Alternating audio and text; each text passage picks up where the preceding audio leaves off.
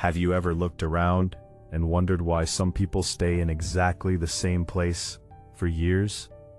Same problems, same complaints, same excuses, while others somehow keep moving forward, building, growing, changing. It's easy to think the difference is talent, intelligence, luck. But what if the real difference is something much smaller, something invisible, something happening every single day inside your mind? Because mediocrity rarely appears as failure. It appears as comfort, and that's what makes it dangerous. Most mediocre people never wake up and decide to live average lives. Nobody says, "Today I choose disappointment." It happens slowly, quietly, through tiny patterns repeated thousands of times. Small decisions, small excuses, small compromises, until one day average stops feeling temporary and starts feeling permanent. And the scary part? Most people don't even notice it happening. The first pattern is simple. Mediocre people are addicted to immediate comfort. Think about it. You know you should exercise, but scrolling feels easier. You know you should learn something new, but watching another video feels better. You know you should start that project, but tomorrow sounds more comfortable. The human brain loves comfort.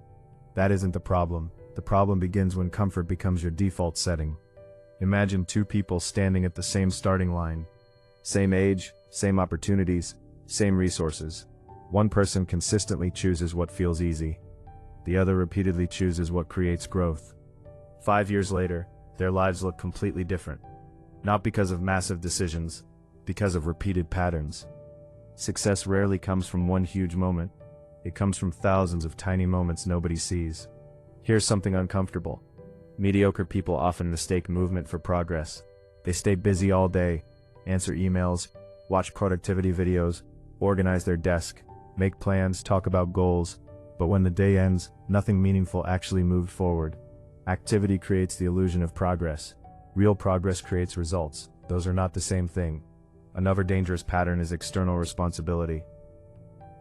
Listen carefully to conversations around you.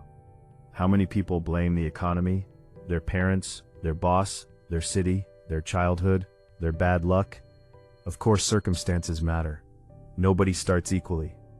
But mediocre thinking depends on believing your future is controlled by forces outside yourself. Because if someone else controls your life, then you never have to change. High performers ask different questions. Instead of asking, "Why is this happening to me?" they ask, "What can I do now?" That tiny shift changes everything. Because responsibility feels heavy at first, but eventually, responsibility becomes freedom. There's another pattern nobody talks about. Mediocre people protect their identity more than their future. They would rather stay consistent with who they were than become someone new. Think about this. Someone says, "I'm just bad with money," or "I'm not disciplined," or "I'm not the type of person who does that." Those statements sound harmless. They're not. They become prisons. Your brain loves consistency. Once you build an identity, your mind constantly tries to protect it. That means every time you repeat limiting labels, you strengthen them. Eventually, your identity starts controlling your behavior instead of your behavior shaping your identity. Now let's talk about something even more dangerous. Mediocre people often fear being beginners. They avoid situations where they might look stupid. They avoid learning new skills because they hate feeling incompetent. But every expert you admire spent time looking terrible. Every successful person experienced embarrassment. Growth requires temporary incompetence. There is no shortcut around that. Think about children learning to walk. Imagine if babies quit after falling 5 times. Human civilization would collapse. Yet adults do exactly this. They fail once, twice, maybe 3 times. Then they conclude they simply aren't capable. The problem isn't failure. The problem is interpreting failure incorrectly. Another hidden pattern is passive consumption. Modern life makes this incredibly easy.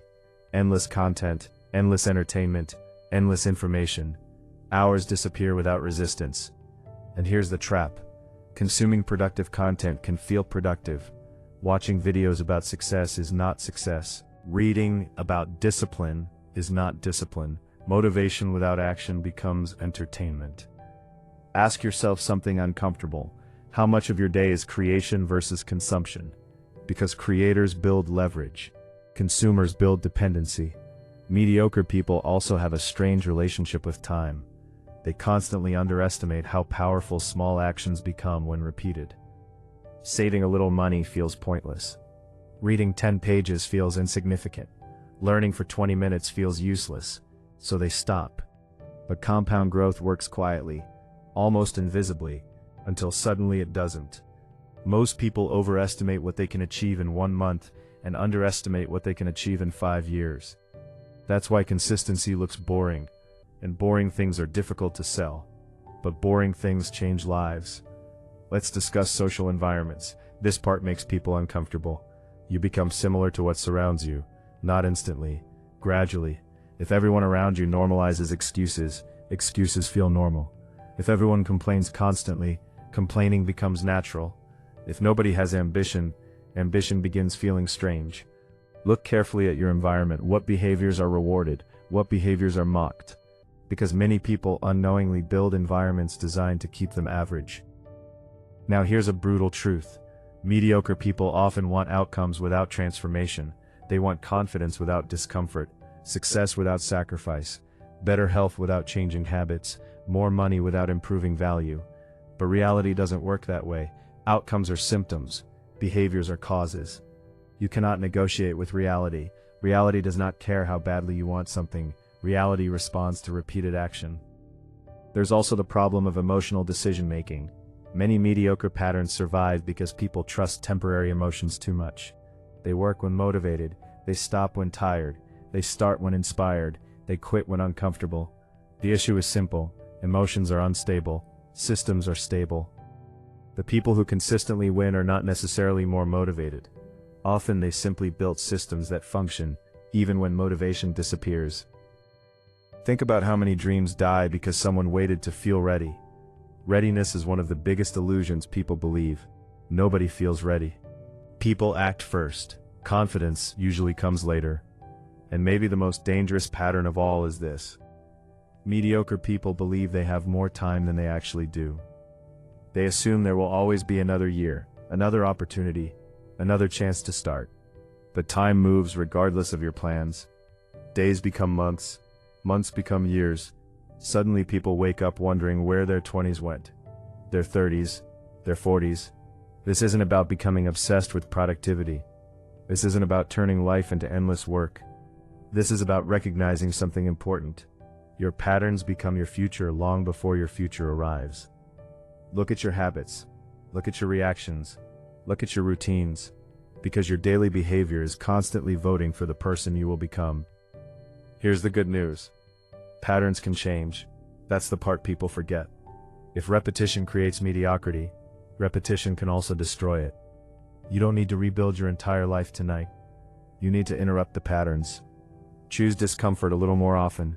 Take responsibility slightly faster. Create slightly more than you consume. Stay consistent slightly longer than everyone else quits.